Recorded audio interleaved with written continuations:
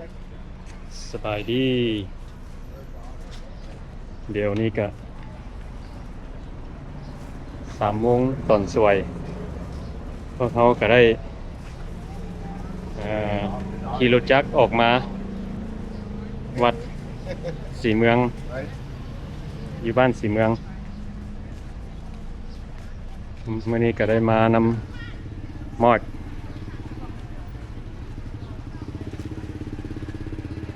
แล้วก็มื้อนี้ก็ออกมาหาหมู่เนาะหมอน้อยมาจากซานดิเอโกมาเจอเพิ่นอยู่วัดศรีเมืองมื้อนี้เพิ่นออกมาเฮ็ดบุญแล้วก็มาเจอมอนมาจากลูเซียนามื้อนี้ออกมาเฮ็ดหยังมื้อนี้น่ะมาเอาบุญบ่พาหมู่มาเอาบุญกลับไปประยกพระนะโอ้ว่ามีพระให้ประยก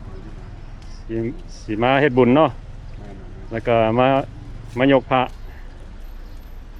ใส่หัวนะเอาไปเอากินน้ำผู้ใดกินน้ำบ่กินน้ำบ่เอาบ่เอาน้ำบ่เอ้ยน้อย you guys เอาน้ำบ่กินน้ำอย่างบ่ water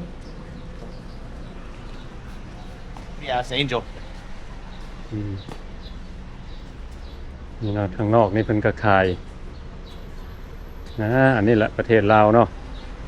แนวกินมื้อบ่อยากนี่ก็สิเป็นห้านขายน้ำ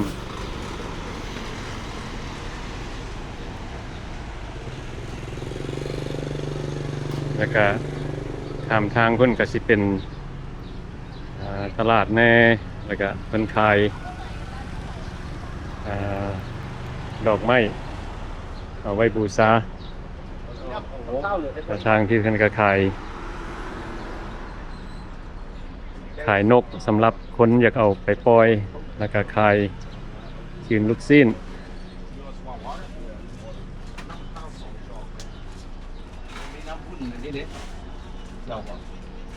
all the stuff sugary bro yeah that's why I don't want to drink none of this stuff water อันนี้น้ำอย่างนี้ อันนี้เป็นลิ้นจี่จ้ะ ลิจีบานโทษ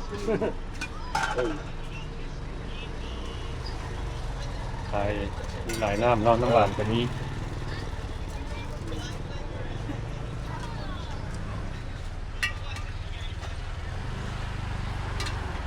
แล้ว you want a coconut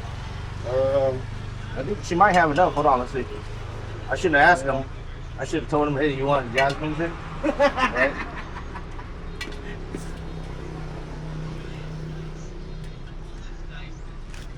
พอดี2 จอกเลยเนาะ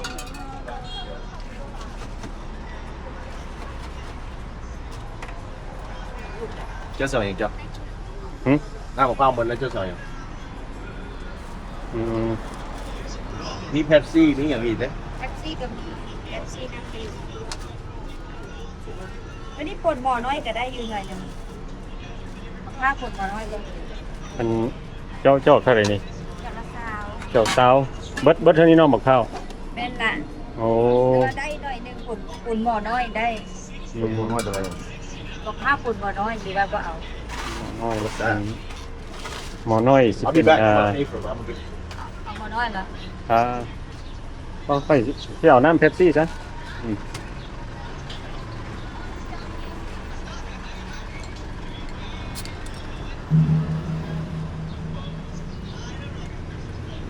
You got one? yeah I'm just water oh they're not sweet Oh, they drink too much sugar the past weekend me too. น้ำล่าเนาะ yeah เราเอาน้ำล่าอันหนึ่ง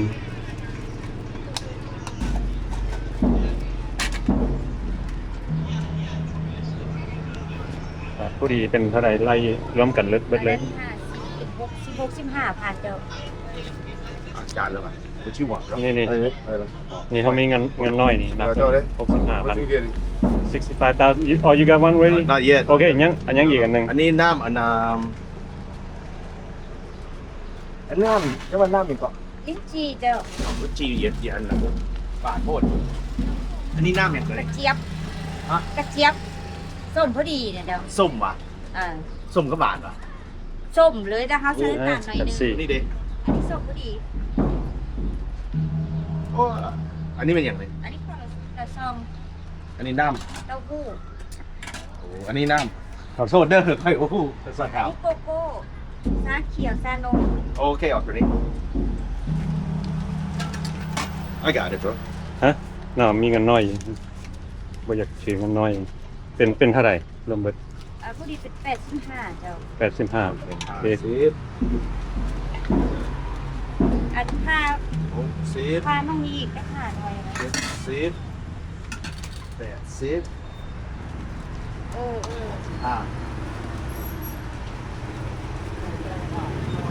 โอ้ขอบใจเด้อมาเลยเด้อ thank you เด้อ thank you ใจ ขอบใจ เอาละละมีเด้อประพัดเด้อเพิ่นหลอด ครับ ประพัดเพิ่นหลอดอีกทีนึง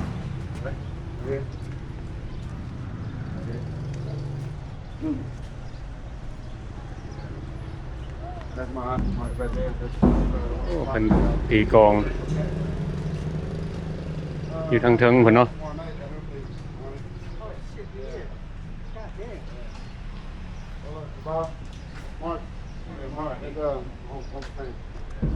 That's what you did when you called me and you couldn't get a camera, right?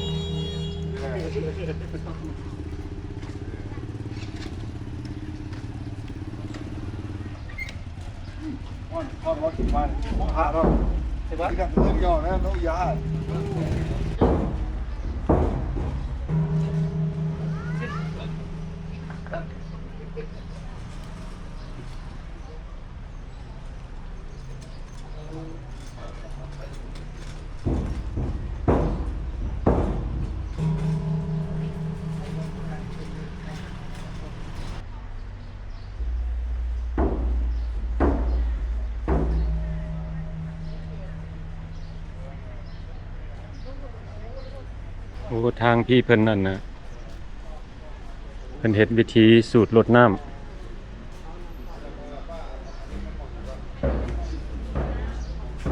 โอ้สุด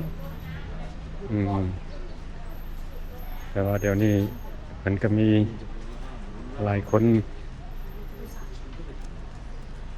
มาเฮ็ดวิธีสูตรลดน้ำ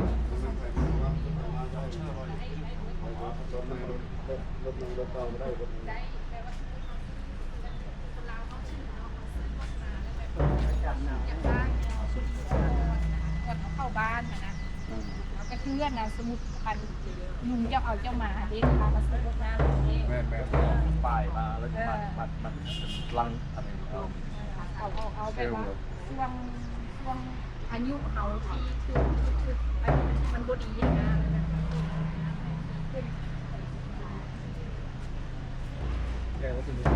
ถ่ายให้พี่น้องได้เบิ่งเนาะอันนี้ก็สิเป็นวิธีเพิ่นสูตรลดน้ำให้อาณาให้เพิ่นอยู่ดีมีแฮงแล้วก็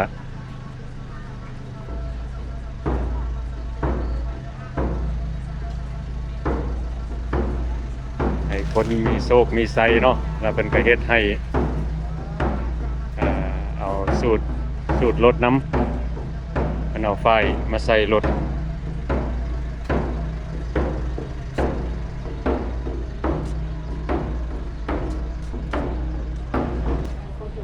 มาทางพี่กัน เอากล้องเป็นกล้องเขาได้มั้ย แต่ละมื้อก็มี Oh, there they are, right there. You got dinner ready? No, that's That's what's car though. Yeah. Not just for the car. Oh, for the water. มีต่างประเทศมาหลายคนเกาหลีคนจีนทุกมื้อเนาะเพิ่นมาหลาย วัดนี้งามได้ผัดนี่ วัดงามแล้วก็เป็นวัดที่ศักดิ์สิทธิ์มีหลายคนเพิ่นมาขอพร โอ้กินน้ำมันนั่นเจ็บท้องว่ะดิเพราะมัน ฮะ ต่างหลายโพดมันเจ็บท้องครับแบบเจ็บหัวน้ำตาลหลายโพด อืม ได้ระวังได้ของหวานของหยังเอามานี่เขากินตลอดเด้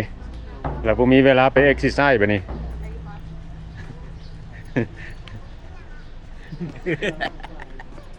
อืม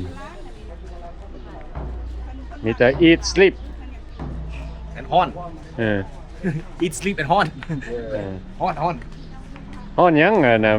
อันนี้ winter time นี่นี่ it's hot bro I love it Then yeah you love it all ใส่เสื้อกันสั่นส่งnormally I won't even come out the house right now because but they call you Yeah. know you didn't call I would stay my butt right in the house with the AC on Right. fan blasting on the roof watching Yeah. TV Take a break a little bit.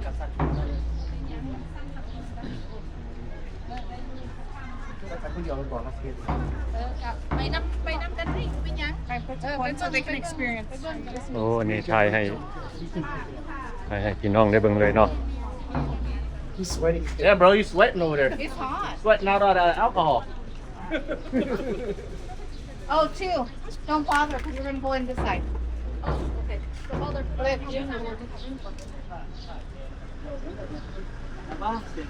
we're gonna lift the thing okay จังได๋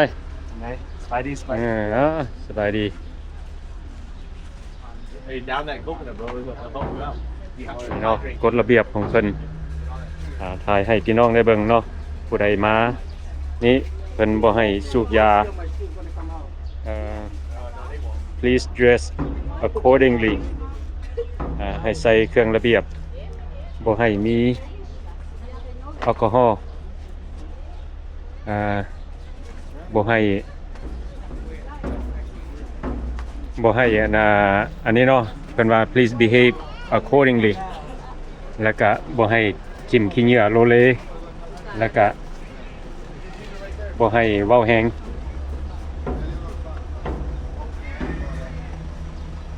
ข้างในนี่ก็สิเป็นบอนที่เพิ่นเข้าไปขอพรไปผูกแขนของมาไทยข้างในเนาะ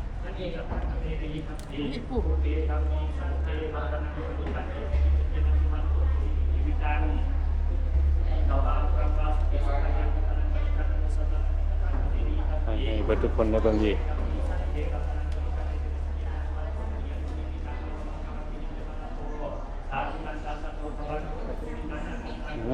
มันยอค่ะ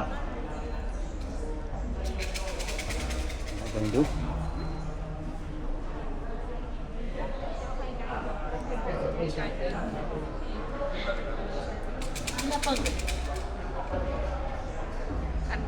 นาบาวดิ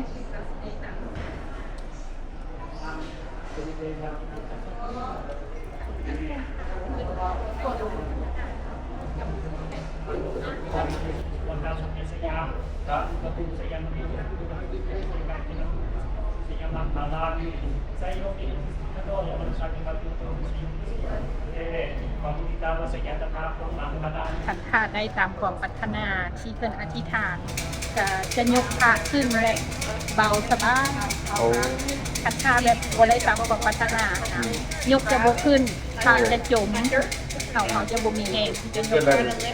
over your head ยกขึ้นไกลหัว Pass your head. that's Yeah. good That's good. That's good. that's it you know what that means it's time to มันนี่ก็มีหลายคน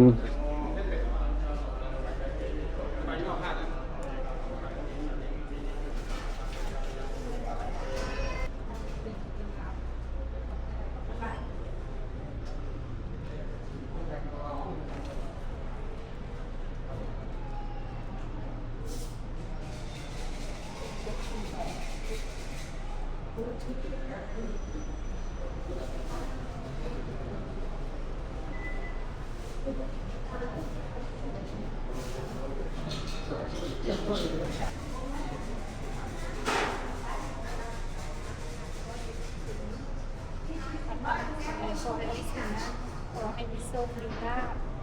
ขอให้เป็นที่เพิ่งของลูกหลานและแม่สีเหมือนทุกคนทั้งคนทั้งสาร ปกปักรักษาการดูแลเด็กปลอดภัยทั้งหมดก็เรียกว่าจะไปปกกับทางครัว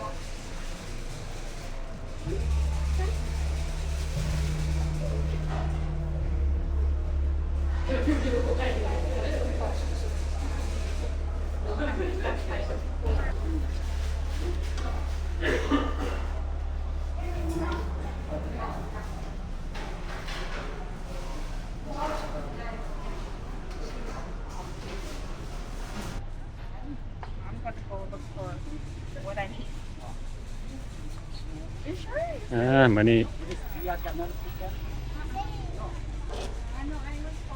นี่ก็รู้สึกว่าผู้ใดก็อุ่นอกอุ่นใจแล้วเนาะ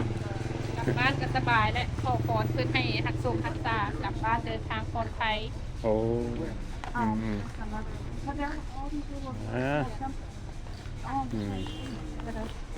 ผู้ใดก็มีโชคมีไส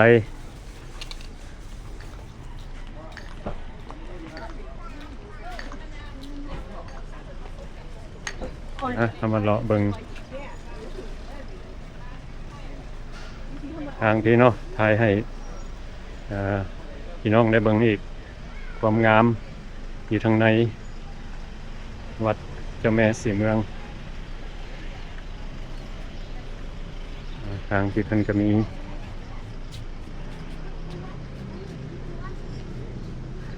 ีพระหลายองค์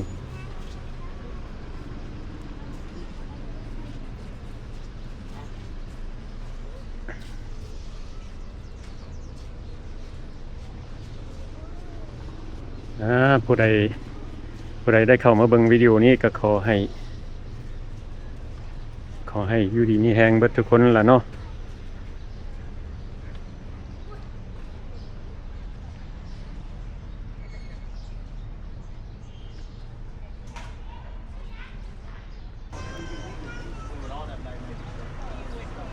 วันนี้ก็มีหลายคนออกมาคนต่างประเทศ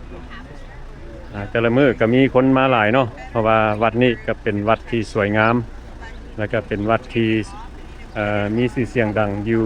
นครหลวงเวียงจันทน์วันนี้ผู้ใดก็ได้ good blessing เบิดทุกคนละ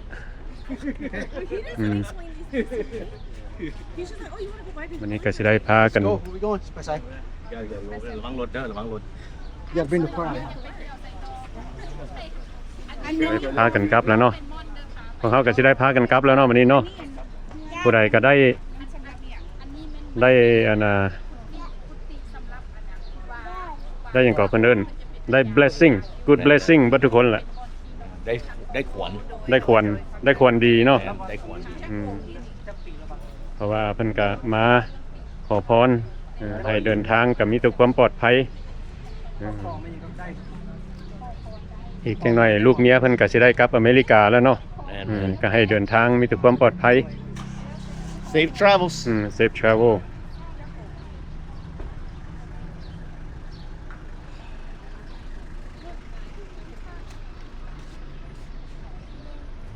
วันนี้เขาก็สิขอจบคลิปนี้ไว้สำนี้ซะก่อนเนาะ